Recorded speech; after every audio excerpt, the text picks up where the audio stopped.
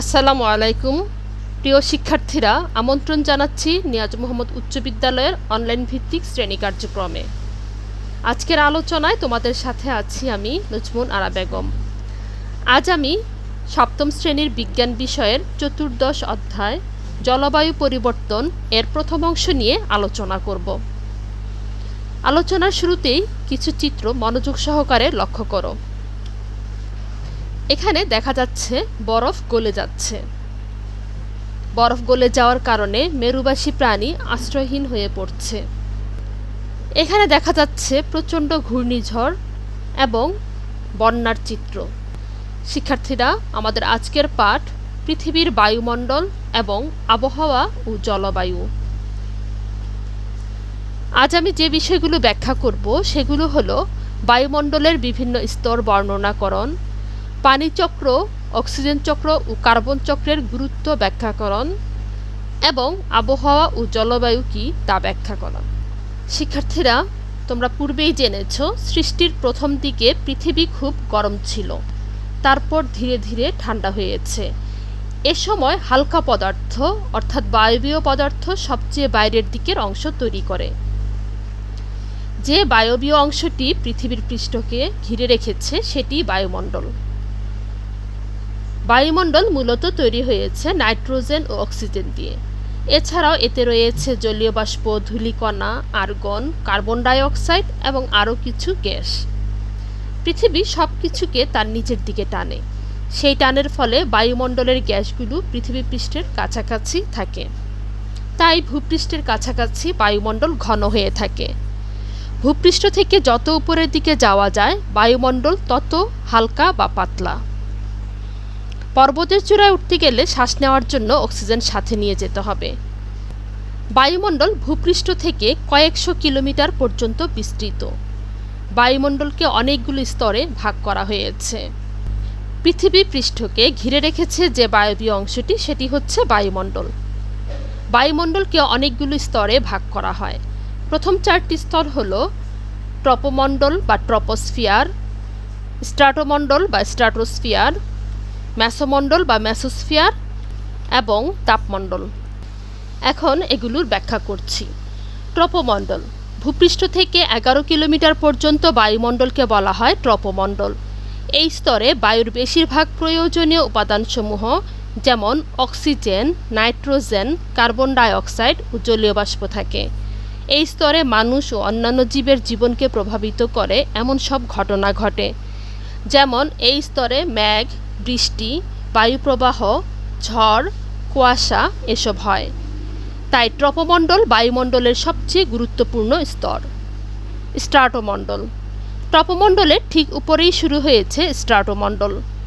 এই স্তর ট্রপোমণ্ডল থেকে শুরু করে প্রায় 39 কিলোমিটার পর্যন্ত বিস্তৃত। এই স্তরে রয়েছে ওজোন নামের একটি গ্যাস। এই গ্যাস সূর্যের ক্ষতিকারক রশ্মি থেকে আমাদের রক্ষা করে। এই স্তর এবং এর উপরের দিকে বায়ুমণ্ডলের অন্যান্য গ্যাস খুব কম পরিমাণে আছে। এর পরের স্তরটি হল মেসোমণ্ডল। স্ট্রাটোমণ্ডল শেষ হয়ে এই স্তর শুরু। এই স্তরের উচ্চতা বাড়ার সাথে সাথে বায়ুর তাপমাত্রা কমতে থাকে। তাপমণ্ডল এই স্তর প্রায় বায়ুশূন্য। এই স্তরে বায়ুর তাপমাত্রা দ্রুত বাড়ে, তাই এর নাম তাপমণ্ডল। এই স্তরে বেতার তরঙ্গ প্রতিফলিত হয়ে ফিরে আসে। শিক্ষার্থীরা, বায়ুমণ্ডল এবং বায়ুর বিভিন্ন স্তরগুলো জেনে নিলাম। এখন আলোচনা করব পানিচক্র নিয়ে। পানিচক্র পরিবেশের জন্য অত্যন্ত গুরুত্বপূর্ণ। ধরো, সমুদ্রসহ ভূপৃষ্ঠের পানি যদি বাষ্প না হয়ে ভূপৃষ্ঠেই থেকে যেত, তাহলে আমরা বৃষ্টির পানিও পেতাম না, নদীর পানি থেকে সেচ দিতে পারতাম না। বৃষ্টি না হলে ভূগর্ভেও পানি থাকতো না। আবার পর্বতের চূড়ায় বা মেরু অঞ্চলে বরফ জমা না থেকে গলে গেলে সমুদ্রের পানির পরিমাণ বেড়ে যেত। আবার পর্বতের চূড়ায় বা মেরু অঞ্চলে বরফ জমা না থেকে গলে গেলে সমুদ্রের পানির পরিমাণ বেড়ে যেত।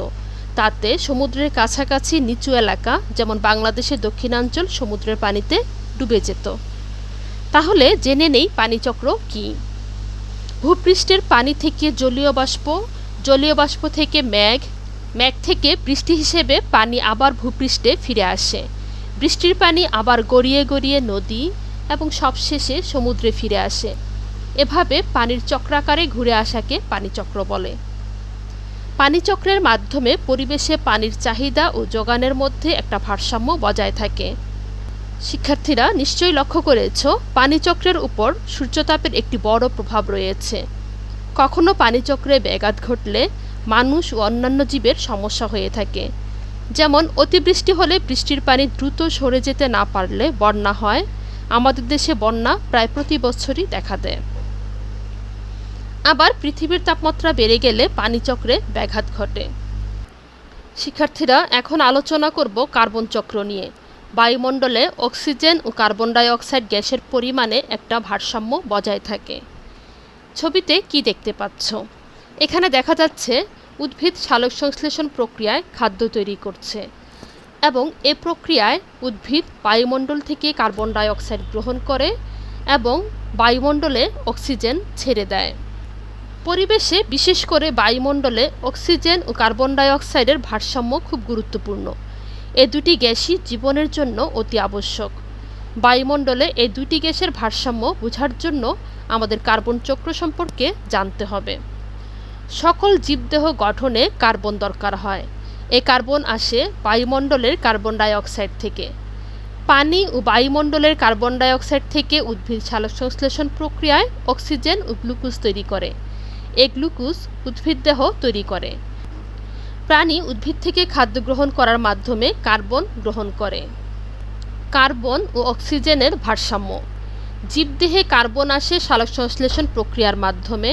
উদ্ভিদ ও প্রাণীদেহের কার্বন তিনভাবে বায়ুমণ্ডলে ফিরে আসে।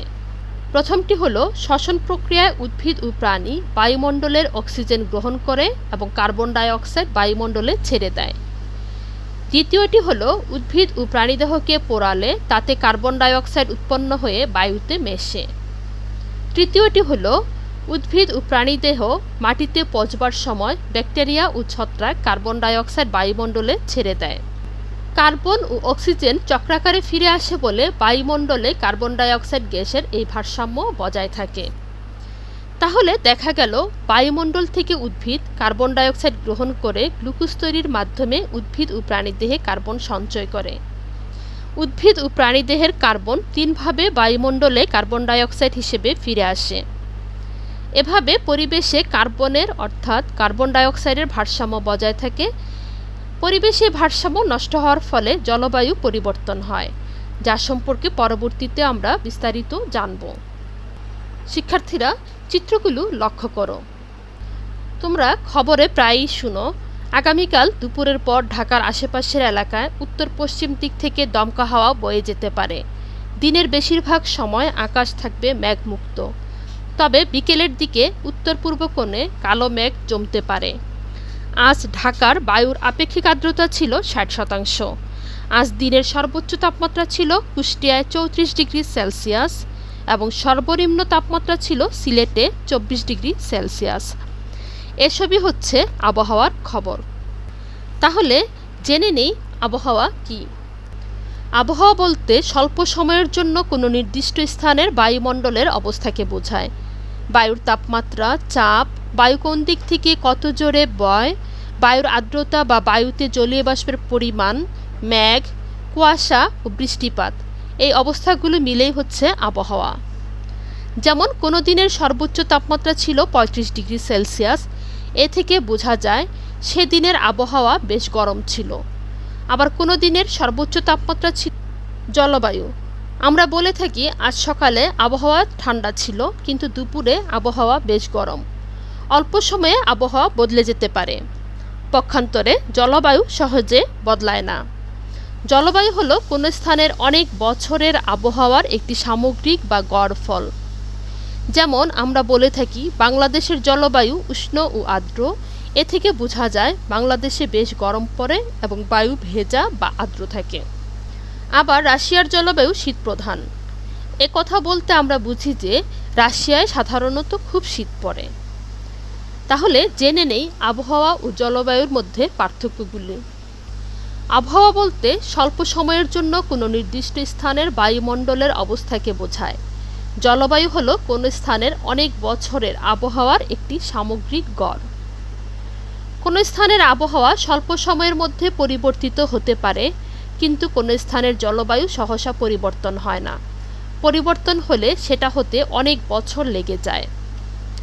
কাছাকাছি অঞ্চলের আবহাওয়া একই সময়ে ভিন্ন হতে পারে, কিন্তু কাছাকাছি অঞ্চলের জলবায়ু সাধারণত একই রকম। উপাদান। আবহাওয়া ও জলবায়ুর উপাদান মূলত একই। বায়ুমণ্ডলের তাপমাত্রা, বায়ুচাপ, বায়ুপ্রবাহ, আর্দ্রতা অর্থাৎ জলীয় বাষ্পের আপেক্ষিক পরিমাণ, বৃষ্টিপাত ইত্যাদি হচ্ছে আবহাওয়া ও জলবায়ুর উপাদান। আবহাওয়ার পরিবর্তন। কোনো একদিন সকালে হয়তো ঘুম থেকে উঠে দেখলে বাইরে উজ্জ্বল রোদ, তবে ততটা গরম লাগছে না।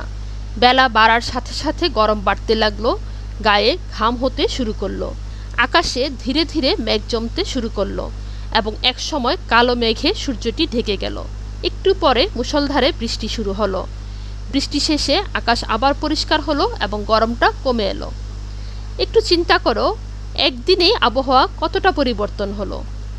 আবহাওয়া পরিবর্তন অত্যন্ত স্বাভাবিক একটি ব্যাপার। আবহাওয়া পরিবর্তনের মূল ভূমিকা আসলে সূর্যতাপের। আবহাওয়ার পরিবর্তন দুটি কারণে হয়: সূর্যতাপের উপর তাপমাত্রার নির্ভরতা এবং তাপমাত্রার উপর বায়ুচাপ ও বায়ুপ্রবাহের নির্ভরতা। সূর্যতাপের উপর তাপমাত্রার নির্ভরতা। সূর্য থেকে আগত আলোকরশ্মির সাথে তাপও পৃথিবীতে এসে পৌঁছায়। সূর্যতাপ যখন পৃথিবী পৃষ্ঠে পড়ে তখন পৃথিবী পৃষ্ঠ উত্তপ্ত হয়। পৃথিবী পৃষ্ঠের সাথে মিশে থাকা বায়ুমণ্ডলের নিচের স্তর অর্থাৎ ট্রপোস্ফিয়ারও এতে উত্তপ্ত হয়। ফলে দিনের বেলায় সাধারণত আমরা বেশি গরম অনুভব করি। রাতে যখন সূর্য অস্ত যায় তখন পৃথিবী পৃষ্ঠ ও বায়ুমণ্ডলের নিচের স্তর গরম থাকে, কারণ দিনের বেলায় পৃথিবী পৃষ্ঠ যে তাপ পায় তা রাতের বেলায় সবটুকু চলে যেতে পারে না। পৃথিবী পৃষ্ঠ যে তাপ বিকিরণ করে তা বায়ুমণ্ডলের জলীয় বাষ্প, কার্বন ডাই অক্সাইড ইত্যাদি সেই তাপ শোষণ করে ধরে রাখে। তাই রাতের বেলা আমরা গরম অনুভব করি। গ্রীষ্মকালে সূর্য আমাদের মাথার উপর থেকে খাড়াভাবে ও বেশি সময় ধরে কিরণ দেয়, তাই আমরা বেশি গরম অনুভব করি।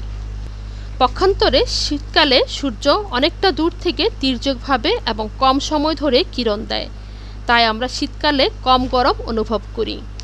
আবহাওয়া পরিবর্তনের দ্বিতীয় কারণটি হলো তাপমাত্রার উপর বায়ুচাপ ও বায়ুপ্রবাহের নির্ভরতা। বায়ুচাপের পার্থক্যের কারণে বায়ুপ্রবাহের সৃষ্টি হয়। আমরা যেমন দেখি, পানির উচ্চতা যেখানে বেশি সেখান থেকে পানি কম উচ্চতার দিকে যায়। বায়ু উচ্চচাপের এলাকা থেকে নিম্নচাপের এলাকার দিকে প্রবাহিত হয়।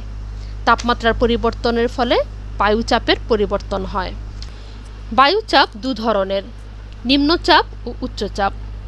কোনো জায়গার তাপমাত্রা বেশি হলে সেখানকার বায়ু উত্তপ্ত হয়ে উপরের দিকে উঠে যায়, ফলে ওই স্থানে বায়ু পাতলা বা ফাঁকা হয়ে যায়, অর্থাৎ বায়ুচাপ কমে যায়। এরকম অবস্থা হচ্ছে নিম্নচাপ। তখন আশেপাশের যেখানে বায়ুচাপ বেশি সেখান থেকে বায়ু এসে ফাঁকা স্থান পূরণ করে। এভাবে বায়ুপ্রবাহের সৃষ্টি হয়। যে স্থানে তাপমাত্রা কম সেখানে বায়ু ঘন থাকে, ফলে বায়ুচাপ বেশি থাকে। বায়ুচাপ বেশি থাকাকে উচ্চচাপ বলা হয়।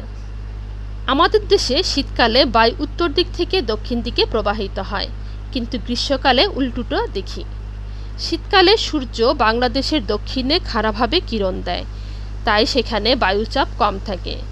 অন্যদিকে বাংলাদেশের উত্তরে বেশ শীত এবং বায়ুচাপ বেশি, তাই শীতকালে বাংলাদেশের উত্তর দিক থেকে বায়ু দক্ষিণ দিকে প্রবাহিত হয়।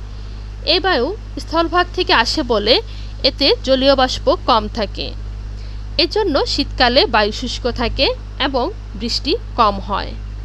আবার গ্রীষ্ম ও বর্ষাকালে সূর্য বাংলাদেশের উপর খাড়াভাবে কিরণ দেয়, তাই বাংলাদেশে তখন বেশ গরম এবং বায়ুচাপ কম থাকে। বাংলাদেশের দক্ষিণে বঙ্গোপসাগর অঞ্চলে তখন কম গরম, তাই বায়ুচাপ বেশি। সেই সময় বায়ু বঙ্গোপসাগর এলাকা থেকে বাংলাদেশের দিকে প্রবাহিত হয়। দক্ষিণ দিক থেকে এ বায়ু বঙ্গোপসাগর থেকে প্রচুর জলীয় বাষ্প নিয়ে আসে। এই জলীয় বাষ্প ঠান্ডা হয়ে বৃষ্টি হয়। এজন্য গ্রীষ্ম ও বর্ষাকালে বায়ু আর্দ্র থাকে এবং প্রচুর বৃষ্টি হয়। শিক্ষার্থীরা, আশা করি পৃথিবীর বায়ুমণ্ডল, আবহাওয়া, জলবায়ু আবহাওয়া পরিবর্তনের কারণ এগুলো খুব ভালোভাবে বুঝতে পেরেছো। এখন তোমাদের মূল্যায়নের জন্য কিছু প্রশ্ন করব। প্রশ্নের উত্তরগুলো আমার সাথে মিলিয়ে নাও। প্রথম প্রশ্ন, বায়ুমণ্ডলের স্তরগুলো কি কি? বায়ুমণ্ডলের স্তরগুলো হলো ট্রপোস্ফিয়ার বা ট্রপোমণ্ডল, স্ট্রাটোমণ্ডল, মেসোমণ্ডল ও তাপমণ্ডল। দ্বিতীয় প্রশ্ন, আবহাওয়া কাকে বলে? আবহাওয়া বলতে স্বল্প সময়ের জন্য কোনো নির্দিষ্ট স্থানের বায়ুমণ্ডলের অবস্থাকে বোঝায়। তৃতীয় প্রশ্ন, জলবায়ু কাকে বলে? জলবায়ু হলো কোনো স্থানের অনেক বছরের আবহাওয়ার একটি সামগ্রিক বা গড় ফল। সর্বশেষ প্রশ্ন, আবহাওয়া ও জলবায়ুর উপাদানগুলো কি কি? আবহাওয়া ও জলবায়ুর উপাদান মূলত একই। বায়ুমণ্ডলের তাপমাত্রা, বায়ুচাপ, বায়ুপ্রবাহ, আর্দ্রতা, বৃষ্টিপাত এসবই হচ্ছে আবহাওয়া ও জলবায়ুর উপাদান। শিক্ষার্থীরা, এখন তোমাদের বাড়িতে অনুশীলনের জন্য দুটি বাড়ির কাজ। প্রথম কাজটি হলো বায়ুমণ্ডলের স্তরগুলোর বর্ণনা দাও এবং দ্বিতীয় কাজটি হলো আবহাওয়া ও জলবায়ুর পার্থক্য লিখো। আশা করি তোমরা সবাই বাড়ির কাজ যথাযথভাবে সম্পন্ন করবে। ধন্যবাদ সবাইকে আজকের এই আলোচনায় আমার সাথে উপস্থিত থাকার জন্য। এই অধ্যায়ের পরবর্তী আরেকটি আলোচনার আমন্ত্রণ জানিয়ে আজকের মতো এখানেই শেষ করছি। আল্লাহ হাফেজ।